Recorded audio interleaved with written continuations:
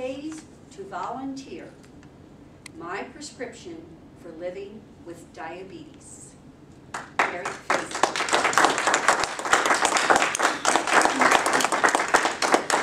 Thank you, Madam Toastmaster.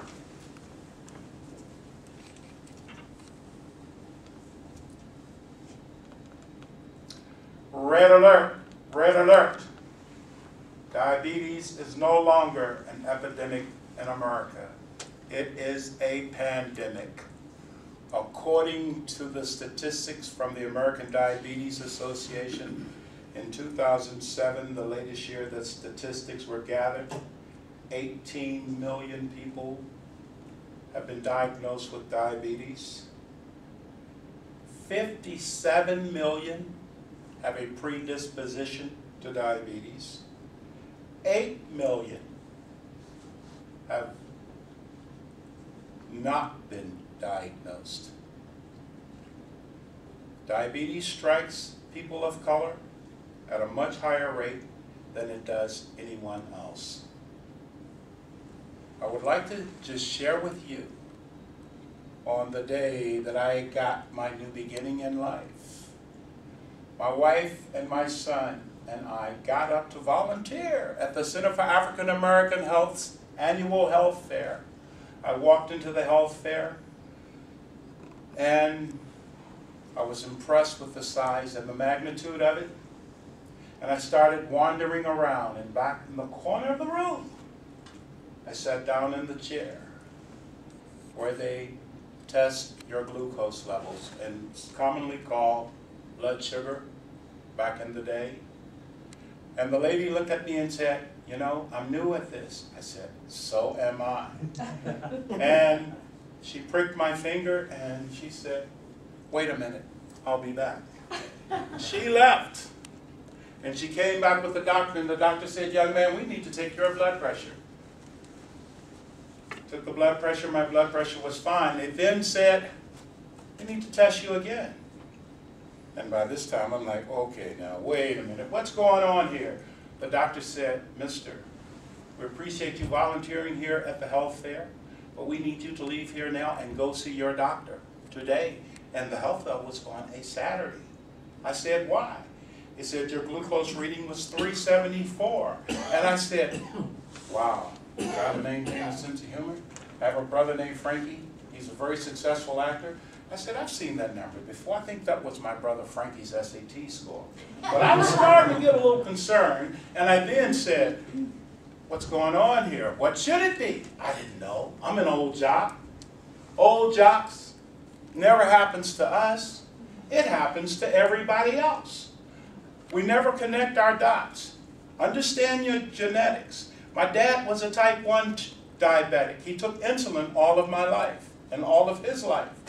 My mother developed type 2 diabetes in the latter part of her life. But I never connected my dots.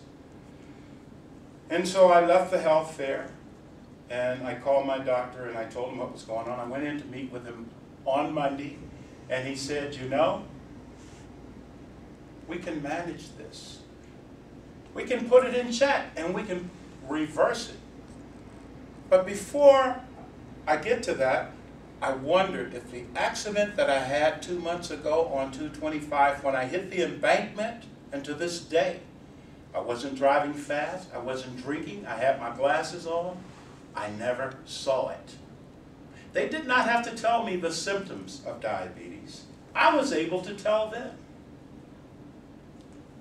Tired all the time, lethargic. Huh! Gil, don't say nothing to me. I was vision. My vision flipped on me. I had to start wearing reading glasses for the first time in this life. Focus. I couldn't sit. I sit at the computer and I couldn't remember why I sat down. Fluids, liquids, drinking all the liquids that I could drink. And the sweeter they were, the more that I wanted. And guess what that meant? You're up all night urinating. Those are the symptoms, ladies and gentlemen. My dad lived to be 92. My mother lived to be 84. I didn't say this to my wife. I didn't say it to my son, who said to me, "Dad, you are tired all the time." He was ready to fire me as a dad. You know, you can't come out and throw the ball around with me. What purpose do you serve? I was feeling so awful that I thought that growing old gracefully just wasn't for me. I wasn't sure that I wanted to live as long as my mom or my dad. But my doctor said, you can handle this young man with 3 things. And this is my prescription, ladies and gentlemen. I call it MED. The M stands for medication. Whatever medication your doctor prescribes for you, take it diligently and be very religious about it. The E, exercise. What have I adopted as my exercise? Because I'm an old jock with 2 knee surgeries and an ankle surgery, can't jog anymore. But I know how to walk, guys. And 10,000 steps a day is what's required to be healthy. That's what I've accepted. I hope that you will accept it. Take the elevator, take the escalator. Park, don't burn up a tank of gas. Park further away from the grocery store and walk in. Medication, exercise, and diet. Manage your diet. Know what you should eat. Know what you should not eat. But you know what I have found? I can forget to take my medication. And if I get my exercise, I'm okay. Manage your portion sizes and make sure that your plate, when you look at it, 75% of it is in color. That means fruits and vegetables, ladies and gentlemen. I now have a new zest for life. The reading glasses are gone. At the time of the diagnosis, I weighed 265 pounds.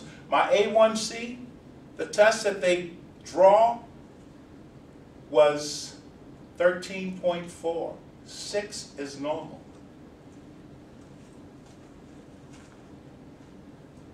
We are what we repeatedly do. Excellence, then, is not an act, but a habit. Aristotle. Thank you, Madam Toastmaster.